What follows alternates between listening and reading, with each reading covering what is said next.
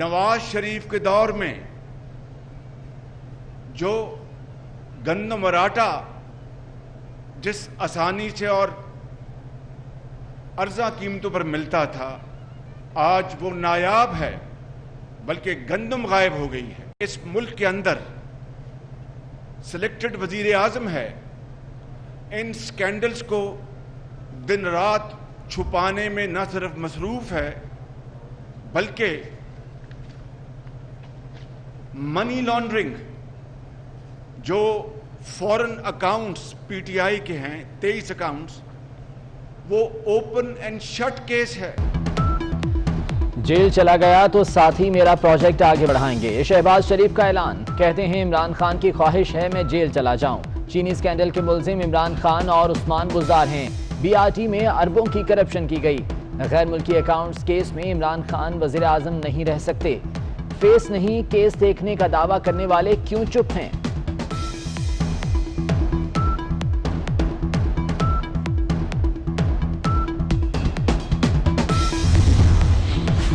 मैं और नवाज शरीफ पाकिस्तान के साथ खड़े हैं। मुल्क को दोबारा पटरी पर डालने के लिए भरपूर किरदार अदा करेंगे। ऑपोजिशन लीडर शहबाज शरीफ की प्रेस कॉन्फ्रेंस। कहते हैं करप्शन साबित हो जाए तो मेरे मुर्दा जिस्म को लटका दिया जाए। इलेक्शन में आरटीएस फेल हुआ, जिसके नतीजे में हुकूमत बनी। अवाम हुकूमत से बेजारी की इंतहा पर है।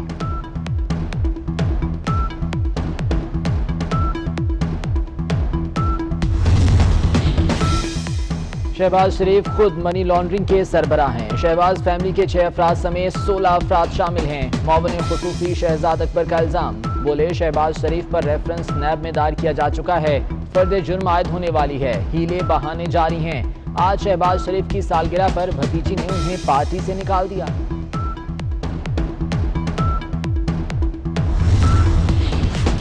पाकिस्तान डेमोक्रेटिक मूवमेंट की सरबराही मौलाना फजल रहमान को देने का फैसला secretary general Pakistan peoples party से होगा। जल्द से जुलूसों और पार्लियामेंट से इस्तीफों के मामले पर कमेटियां बना दी गईं।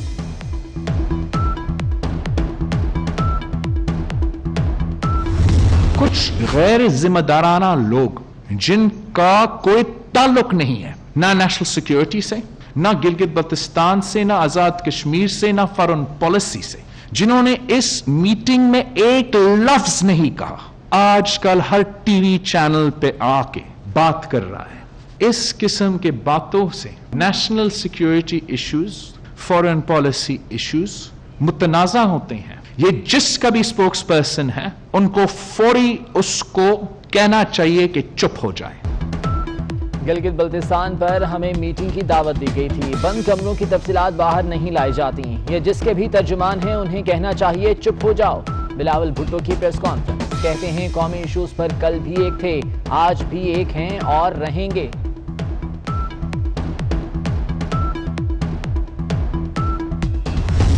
हमारी स्पीच चला रहे हैं, ये बताएं आप क्यों चला रहे हैं? क्योंकि जुल्म और प्रेशर और हथकंडे एक हद तक चलते हैं, हमेशा नहीं चल सकते। मुझे इल्म का पता नहीं है कि उनको इल्म था या नहीं था, या उनको बाद में इल्म हुआ, लेकिन ना इन इश्यूज पे पॉलिटिकल क़यादत को बुलाना चाहिए, ना पॉलिटिकल क़यादत को जाना चाहिए। ये इश्यूज डिस्कस करने के लिए जिसने आना है वो पार्लियामेंट आए। डिनर का तो मुझे पता नहीं, शायद डिनर तो नहीं हुआ, मुझे भी सुनने में आया है, लेकिन मैं ये समझती हूँ कि जिस इशू पे वो बुलाया गया था वो गिलगित बल्तिस्तान का इशू था, और गिलगित बल्तिस्तान का जो इशू है वो पॉलिटिकल इशू है, वो अवामी रिप्रेजेंटेटिव्स का इशू है, उनके सॉल्व करने का इशू है, उनकी मशावरत का इशू है। ये जो फैसले हैं ये पार्लियामेंट में होने चाहिए, ये जीएचक्यू में नहीं होने चाहिए। फैसले पार्लियामेंट में होने चाहिए, जीएचक्यू में नहीं। सियासी क़यादत को जीएचक्यू में बुलाना चाहिए, ना ही सियासी क़यादत को वहां जाना चाहिए। गिलगित बल्तिस्तान में इलेक्शन सियासी और अवामी नुमाइंदगी का इशू है, जिसे मिलना हो पार्लियामेंट में आ जाए। नवाज शरीफ के किसी नुमाइंदे ने आर्मी चीफ से मुलाकात नहीं की। मरियम नवाज की मीडिया से गुफ्तगू। कहती हैं कोरोना खत्म होने तक नवाज शरीफ का ऑपरेशन नहीं हो सकता। नून लीग एक है और एक रहेगी।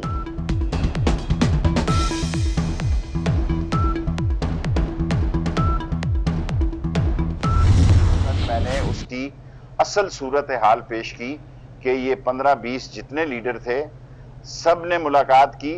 आज क्योंकि जो है वो मरियम साहबा ने वहां प्रेस कॉन्फ्रेंस करके कहा कि ये मुलाकात नहीं हुई, या इसकी नवाज शरीफ को खबर नहीं थी, तो मैं वाजे करना चाहता हूं, एक नहीं 2 मुलाकातें हुई हैं।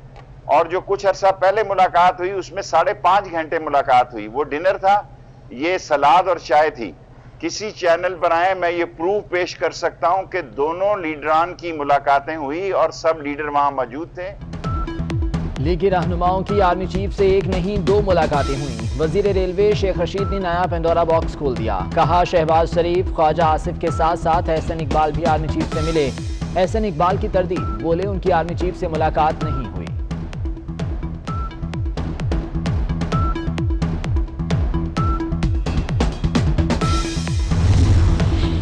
काउंटी कोर्ट से नवाज शरीफ के वारंट की तामील। एडिशनल अटॉर्नी जनरल ने रिपोर्ट जमा कराने के लिए मोहलत मांग ली।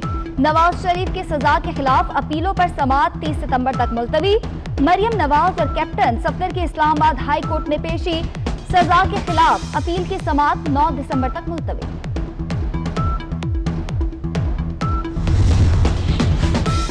मरीम नवाज का मरी से इस्लामाबाद हाई कोर्ट तक वालेहाना इस्तकबाल। भाराकहू पहुंचने पर कारकुनों की तरफ से फूलों की पत्तियां निछावर। मरीम नवाज ने गाड़ी से निकलकर कारकुनों के नारों का जवाब दिया।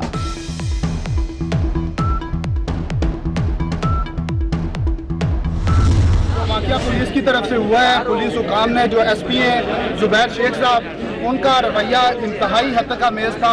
उन्होंने खुद भी मुझे स्टिक मारी और जो अपने बाकी मातहत एहलकार थे उनको कहा कि आप इसे थाने मुंतकिल कर दें। जब ये ऑर्डर हुआ और उन्होंने खुद स्टिक मारी तो उसके बाद तो फिर किसी ने, सब ने यही समझा कि ये हमारा भी हक है, हमारा भी हक है कि एक एक 2 चपेड़े और जो आए वो हम भी मार लें। तो सब ने अपनी कसर निकाली। उसके बाद फिर गाड़ी में बिठा के मुझे थाने मुंतकिल कर दिया। कांस्टेबल्स का रवैया वही था, उन्होंने घसीटते हुए मुझे हवालात में डाल दिया। हवालात में 1.5 घंटे तक रखा, लेकिन उस दौरान वो किसी बंदे से रब्ता नहीं होने दे रहे थे। मेरे मोबाइल उनके पास थे, वॉलेट, सब चीजें उनके पास थी। मैंने बड़ी रिक्वेस्ट की मेरा रब्ता हमारे ब्यूरो चीफ जो चौधरी हैं, चूंकि मैं ऑफिस की ड्यूटी पे हूँ, तो उनसे रब्ता करा दें, लेकिन उन्होंने रब्ता नहीं कराया। आजादी सहाफत पर एक और हमला। मरियम नवाज की पेशी पर कवरेज के लिए आने वाले 24 न्यूज के रिपोर्टर एहतशाम कयानी गिरफ्तार। Chief justice Islamabad high court के हुक्म पर रिहाई मिल गई। पुलिस एहलकारों ने एहतशाम कयानी को तशद्दुद का निशाना भी बनाया। ये हालात हैं तो आजादी इजहार पर मुकम्मल पाबंदी लगा दें। जस्टिस अतर मिनल्ला की रिमार्क।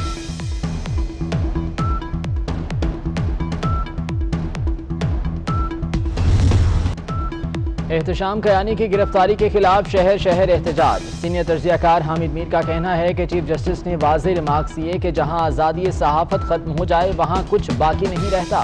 PFUJ के सेक्रेटरी जनरल राना अजीम बोले, हुकूमत हर इदारे को PTV बनाना चाहती है। अफजल भट्ट ने कहा कि मीडिया पर कदगन नहीं लगाने देंगे, ओछे हथकंडों का मुकाबला करेंगे।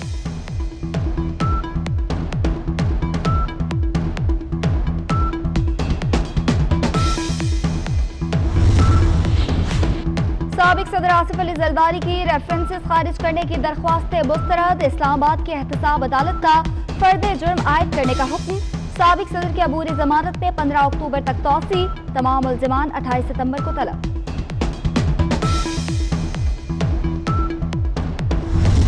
मालिक कोई नहीं है, भाई मालिक आपका रवैया है, आपका सोच, आपकी उदार, जो आपने उस खातून के बारे में बात की है सर, मेरी बात सुनो। आपकी तो सोच का वहां से अंदाजा होता है। ये बड़ी बात है, ये बड़ी बात है।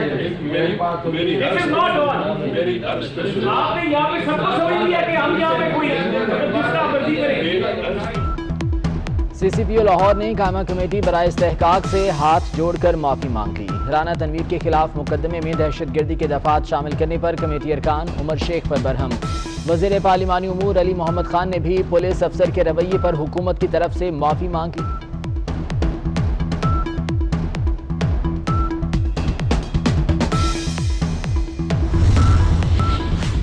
पंजाब बलोचिस्तान खैबर पख्तूनख्वा में 6ठी से 8वीं तक तालीमी सरगर्मियां बहाल। तलबा के लिए मास्क पहनना और समाजी फासला जरूरी करार।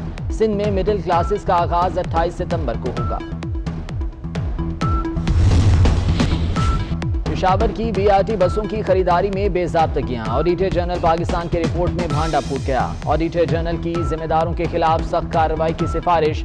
अरबों की 51 बसें मंसूबा मुकम्मल होने से 2 साल कबल खरीदी गईं। तमाम बसों की बैटरियां खराब, 9 बसों की हालत भी खराब।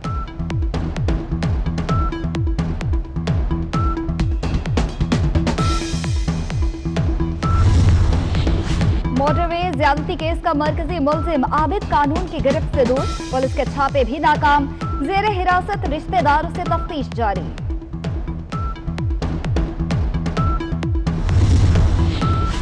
कराची में एलानी और गैर एलानी लोड शेडिंग जारी, मुख्तलिफ इलाकों में 12-12 घंटे बिजली बंद रहने लगी।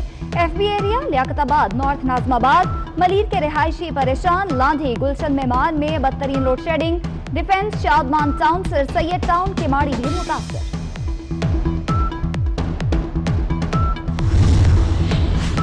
लाहौर में आटे की बदस्तूर किल्लत, मार्केट में 80 रुपए फी किलो में फरोख्त, 20 किलो का थैला 860 की बजाय महंगे दामों मिलने लगा। सब्जियों की कीमतें भी आउट ऑफ कंट्रोल।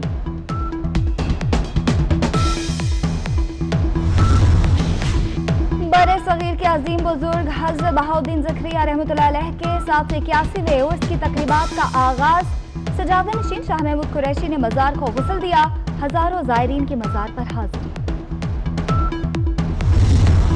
रोमानवी दास्तान ही रांझा के खालिक, पीर सैयद वारिस शाह के 222वें उर्स की तकरीबात शुरू, शेखुपुरा में मज़ार को अर्के गुलाब से गुस्ल दिया गया। पंजाबी मुशायरा और मुकाबला हीर गायकी कल होगा।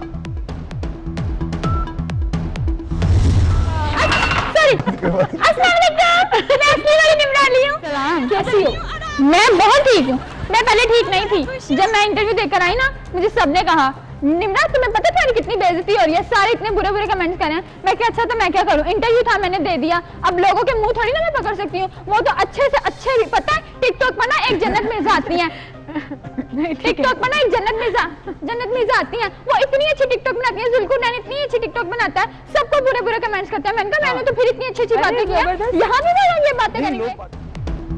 और जियो तो निम्रा के जैसे। सिटी न्यूज नेटवर्क के प्रोग्राम से मशहूर होने वाली निम्रा बनी 24/8 at 9 की मेहमान। निम्रा की चुलबुली बातों से सब खुश।